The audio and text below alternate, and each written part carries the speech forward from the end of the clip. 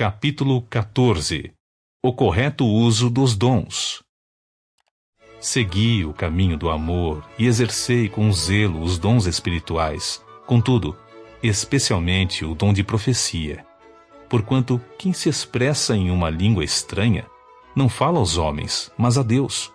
De fato, ninguém o compreende, pois em espírito fala mistérios. Entretanto, quem profetiza o faz claramente para edificação, encorajamento e consolação de todas as pessoas.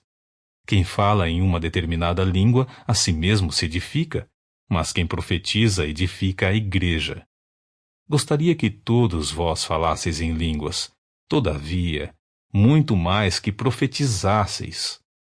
Quem profetiza é maior do que aquele que fala em línguas, a não ser que as interprete para que toda a comunidade receba a palavra que edifica.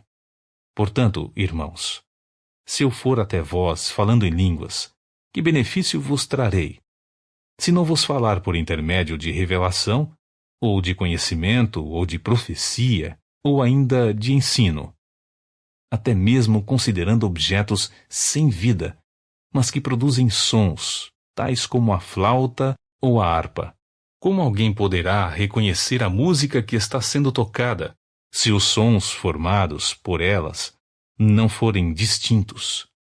E mais, se a trombeta não emitir um som claro e correto, quem se preparará para a batalha? Da mesma maneira, vós, se com a língua não pronunciardes sons que se podem entender, como se compreenderá o que dizeis? Pois estareis como que jogando palavras ao vento.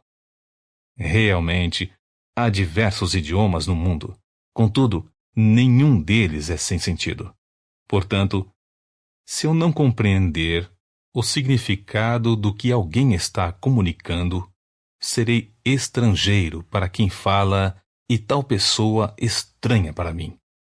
Assim, igualmente vós, visto que estáis desejosos por exercer os dons espirituais, procurai amadurecer naqueles que produzem edificação para todo o corpo de Cristo. Sendo assim, aquele que fala em uma língua, ore para que possa interpretá-la corretamente. Pois, se oro em uma língua, meu espírito também ora, mas o meu intelecto fica improdutivo. Diante disso, o que fazer então? Orarei com o espírito, mas, ao mesmo tempo, com a mente. Cantarei com o espírito, mas, igualmente, com a razão.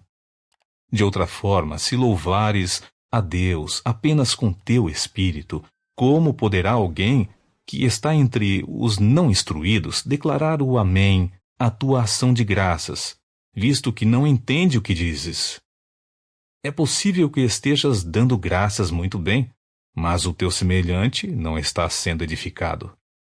Dou graças a Deus por falar em línguas mais do que todos vós.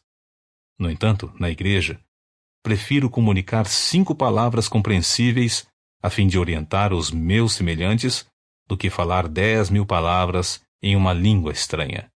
Irmãos, não sejais infantis em vossa maneira de pensar. Porém, quanto ao mal, sede como as crianças, contudo, adultos quanto ao entendimento. Pois está escrito na lei: por meio de homens, de outras línguas, e por intermédio de lábios de estrangeiros, falarei a este povo, todavia, mesmo assim eles não me ouvirão, diz o Senhor. Desse modo, as línguas são um sinal, não para os crentes, mas para os incrédulos. A profecia, entretanto, não é um sinal para os não crentes, mas para todos os cristãos. Se, portanto, toda a igreja se reunir num lugar e todos falarem em línguas e entrarem pessoas não instruídas ou descrentes, por acaso não dirão que estáis loucos? Mas, se todos profetizarem e alguém incrédulo ou não instruído entrar, será por todos convencido de que é pecador, e por todos será julgado.